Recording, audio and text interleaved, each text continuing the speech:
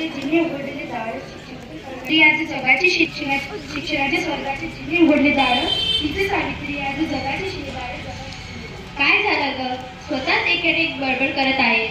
काय बाई, आमचे मॅडम उगीच नवीन नवीन करण्याच्या दुधीत माझी बँड वाजवत आहेत. बघवा आई, मुस्ताकाबाई वैताग आणलाय. म्हणे 3 जानेवारीला सावित्रीबाई फुले यांची जयंती आहे. म्हणे एवढं पाठकरण बोल. मग करावं पाठ. बोल ना मग प्रिया तिथं. बाई, मी म्हणते सावित्रीबाई काही जिवंत नाही.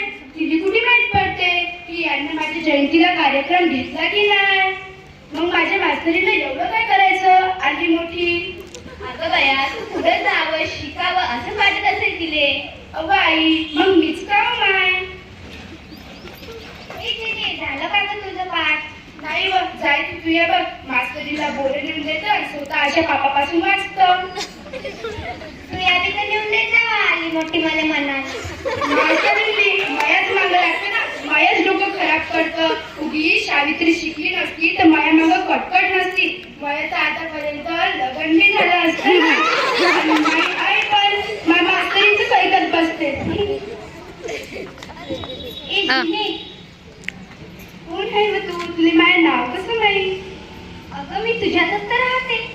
माझ्यात काय राहते तू? काय सकाळी सकाळी रामपाऱ्यात तू काय तू म्हणे? जाऊ दे, आता मी जास्त बोलत नाही. अगं ऐक ना, हे तो कागद आणि माझं ऐकते.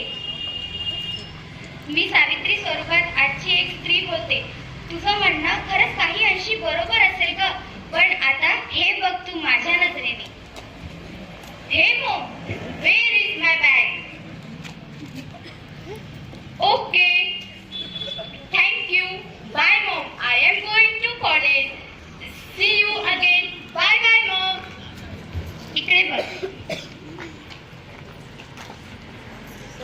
आज आपण बाहेर जेऊयात का? कारण आज मला स्वयंपाक जमायचा नाही. का मी काही ऑर्डर करू का? कारण माझ्या नेल्सला पेंट केलेला आहे. ओके डिअर, ऑर्डर ना.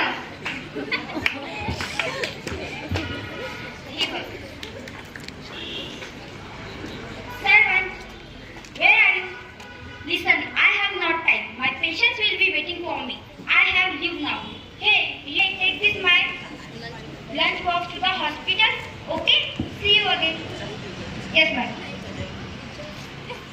बघितलंस का हे सर्व तू? माझ्या काळात असं वातावरण नव्हतं ग. स्त्रियांनी एवढं बिनधास्त वागावं असा अधिकारच नव्हता. तू बघितलं ना, आज स्त्री मुक्त आहे, आज स्त्री बिनधास्त आहे. तिला वाटते तसं ती करते.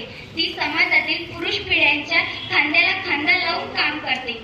तू तुझ्या मनात वाटते तसं तू तुझ्या मास्तरीला बोलत आहेस, पण ती मास्तरीन तुला शिक्षणाचे धडे देऊन तुला उडायला शिकवत आहे. तू पण त्या कॉलेजच्या मुलीसारखे, त्या शिक्षित गृहिणीसारखे, त्या डॉक्टर मॅडम सारखे, आणि ह्या बघ तुझ्या शिक्षिका जे शिक्षण देण्याचे पवित्र काम करत आहे. हे सर्व तुला शिक्षण घेतल्यावरच करता येईल. तुला काय वाटते की तुझं लग्न झालं तर तुझं फार छान होईल? असं नाही आहे. ज्या वयात तुला शिक्षण घ्यायला हवं त्या वयात जर तुझं लग्न झालं तर तुला फार कष्ट सोसावे लागतील ग.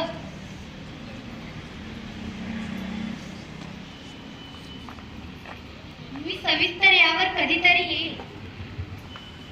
अहो बाई, तुम्ही जाऊ नका, थांबा तुम्ही. आज तुम्ही माझे डोळे उघडले आहात. मला आता खरंच खूप शिकायचं आहे. त्या बोरं देणाऱ्या सोनीपेक्षा माझ्या मास्तरीला माझा लढा आहे व.